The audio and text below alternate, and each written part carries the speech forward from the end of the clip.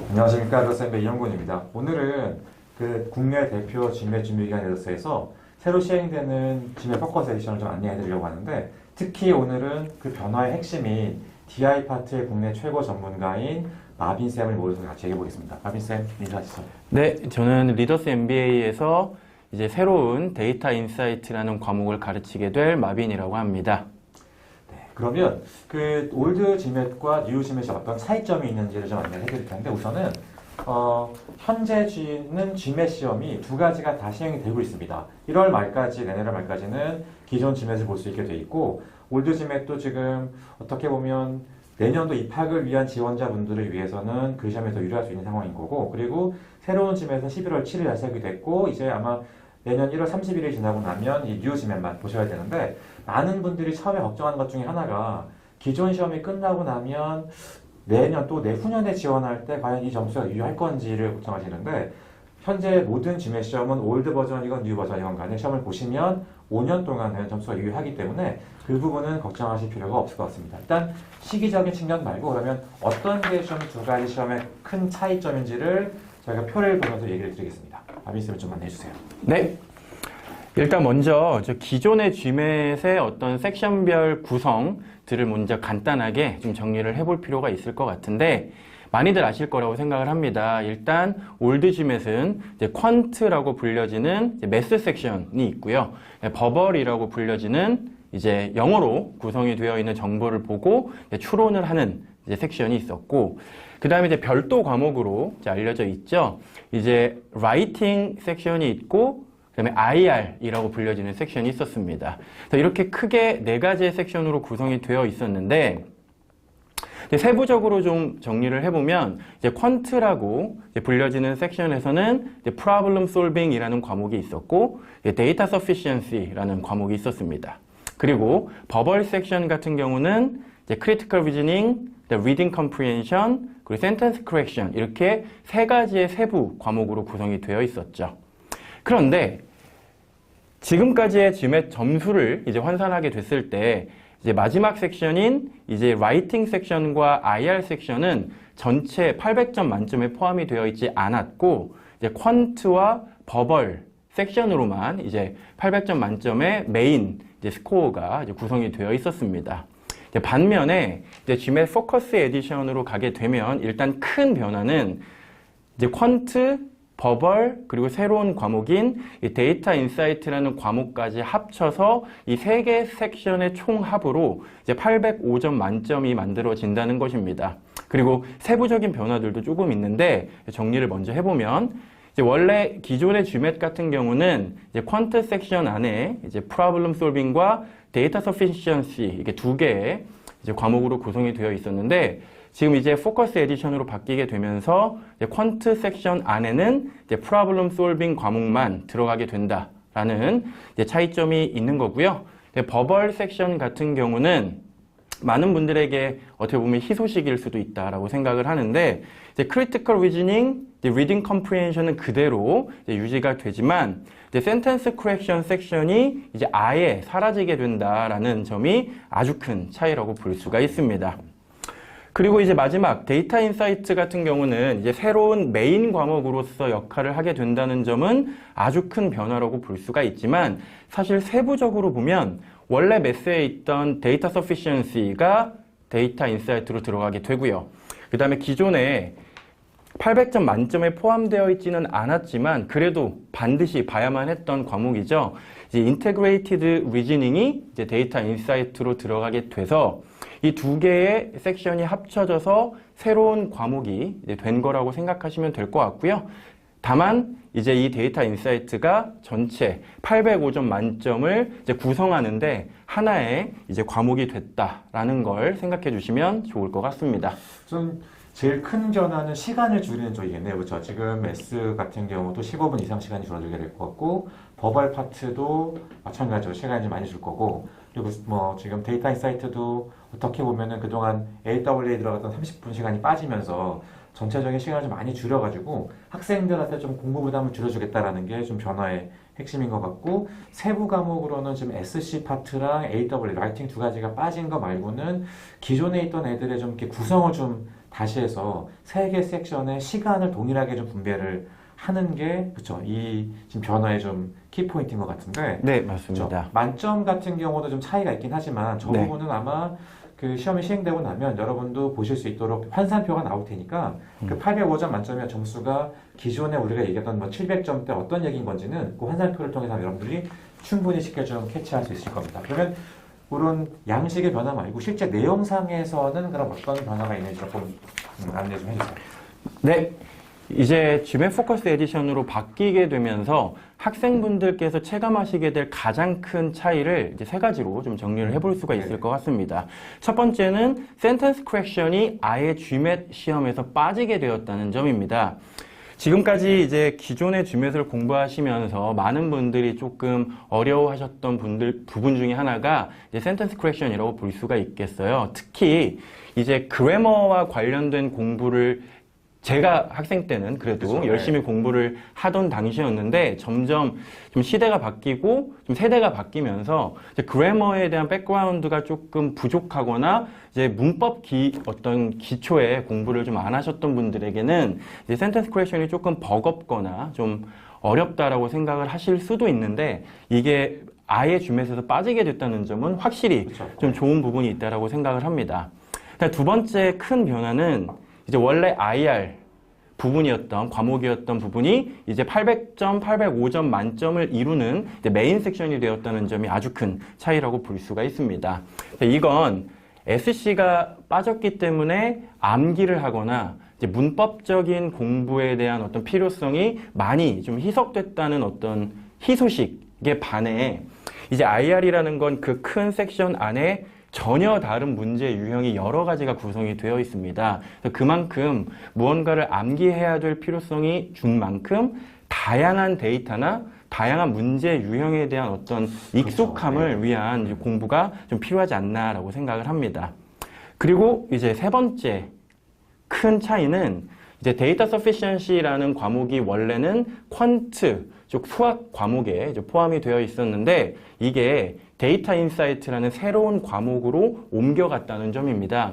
근데 이게 왜 큰 임플리케이션이 있을까에 대해서는 한 번쯤 좀 생각해 볼 필요가 있다고 생각을 하는데 한번 말씀을 좀 해주시면 좋을 것 같습니다. 하니까 우선은 수학 문제가 그동안도 한국인들한테는 어떻게 보면 GMAT 고득점의 키 중에 하나였는데 이게 시간이 주는 거는 장점이지만 문제 수가 줄면서 어떻게 보면 새 버전에서는 문제 하나하나의 중요성이 더 커졌다고 볼 수 있을 것 같아요. 네. 그러니까 만점과 만점이 아닌 거에 대한 점수의 변화가 더 클 수 있어서 어떻게 보면 조금 더 좀 정밀하게 좀 수학을 접근해야 되지 않을까라는 생각이 들고 똑같은 케이스가 버벌에서도 SC가 빠진 부분은 참 좋은 점이긴 한데 이게 한국인들이 어려워서 그렇지 외우는 거에 또 강한 분들은 아쉽기도 하고 또 하나가 SC가 빠지면서 버벌 전체 부분 중에서 우리가 CR과 RC라는 그 리딩 파트에 대한 조금 부담이 커져가지고 읽기 능력에 대한 좀 빠른 시간에 지문을 캐치하는 능력에 대한 좀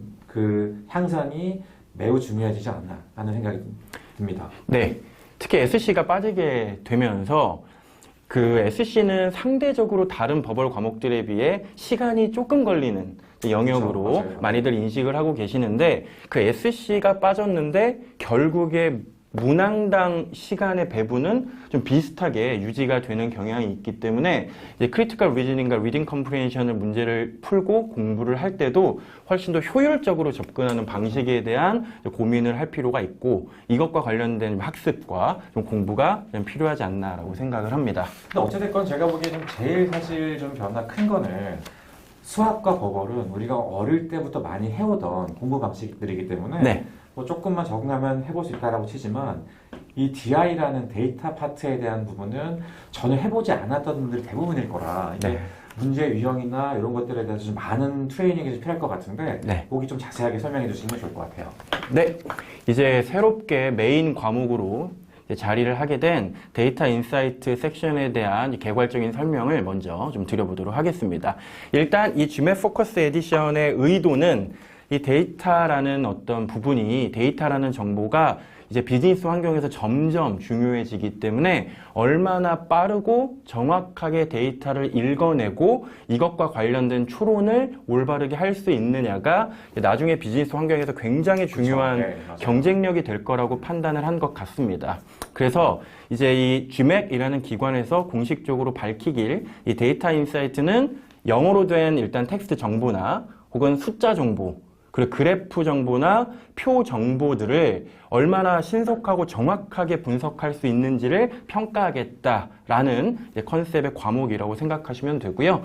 그리고 심지어 하나의 데이터 혹은 하나의 정보만 제시되는 것이 아니라 하나의 문제에 굉장히 여러 가지 데이터들을 동시에 제시하고 이 많은 데이터들을 얼마나 통합적으로 판단할 수 있는지를 묻는 이제 과목이라고 생각하시면 좋을 것 같습니다. 맞습니다. 네. 이게 처음에는 굉장히 익숙하지 않고 어떻게 접근을 해야 되는지 좀 길을 찾기 어려울 수도 있겠다라고 생각을 하는데, 일단 이 데이터 인사이트의 세부적인 하나씩의 과목들을 좀 간단하게 정리를 좀 해보면, 첫 번째 데이터 서피션시입니다.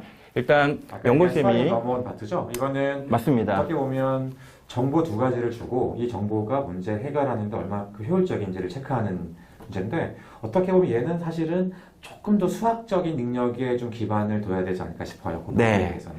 네. 그래서 기본적으로 수학 지식이나 수학 어떤 능력이 이제 필요하고 문제의 어떤 형태가 좀 익숙하지 않을 수 있는 영역이라고 생각을 제가 합니다. 보기에는 저기는 키가 정답률도 물론 중요하지만 밑에 나머지 DI 파트 문제들을 해결할 때 필요한 시간을 좀 확보하기 위해서 네. DS는 조금 더 좀 빠른 시간에 답을 찾을 수 있는 트레이닝이 좀 키가 되지 않을까 싶어요. 네, 굉장히 중요한 이야기인 것 같아요. 지금 위에 정보가 제시되어 있듯이 데이터 인사이트는 20문제고 총 45분 동안 해결을 해야 됩니다. 그래서 이걸 계산해 보면 문제당 2분 15초라는 시간이 주어지게 되는데, 이 2분 15초라는 시간이 생각보다 굉장히 짧은 시간이기 때문에 확실히 DS에서 시간을 벌 수 있는 좀 공부를 해주는 게 중요하겠다라고 생각을 합니다.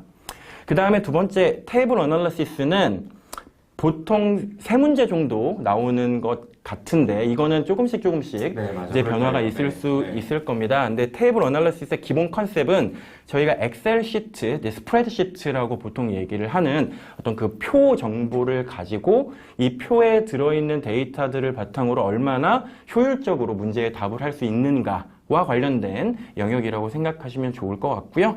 그 다음에 세 번째, 이제 그래픽스 인터프리테이션이라는 건 말 그대로 시각적 정보가 우리한테 제시가 될 겁니다. 근데 그 시각적 정보는 굉장히 다양하겠죠. 바 차트가 될 수도 있고, 라인 차트 혹은 스캐터 플랫과 같은 굉장히 여러 가지 종류의 시각적 정보를 제시하고, 이 시각적 정보를 바탕으로 얼마나 이제 수학적인 계산 혹은 추론 등등을 이제 빠르고 정확하게 할 수 있느냐를 이제 묻는 과목이라고 보시면 될 것 같습니다. 그리고 이제 투파트 애널리시스는 한마디로 얘기하면 투파트 애널리시스는 수학과 버벌의 이제 교집합 혹은 합집합이라고 보시면 좋을 것 같습니다.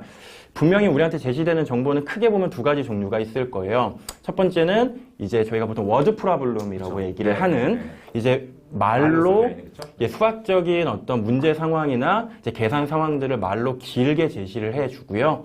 이것과 관련된 정보를 읽고 얼마나 빠르게 이제 식 세팅이나 이제 방정식들을 만들어서 수학적으로 해결을 하느냐와 관련된 문제가 보통 절반 정도 출제가 되는 것 같고, 나머지 절반 부분은 이제 영어로 된 정보를 읽고 얼마나 버벌 영역과 비슷하게 이제 크리티컬 리즈닝과 비슷한 추론을 정확하게 할 수 있느냐와 관련된 이제 과목이라고 보시면 될 것 같습니다.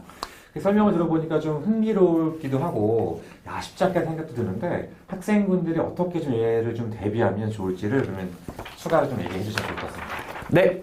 그래서 이 데이터 인사이트의 세부적인 과목들을 각각 어떻게 공부를 하면 가장 효과가 있을지 간단하게 좀 정리를 해보도록 하겠습니다. 일단 이 데이터 인사이트 여러 가지 과목들 혹은 전체 큰 섹션의 이제 특징을 간단하게 얘기를 먼저 해보면, 첫 번째, 일단 암기를 해야 될 이론이 현저히 적다는 겁니다. 장점이네요. 어떻게 보면 그렇죠? 이거는.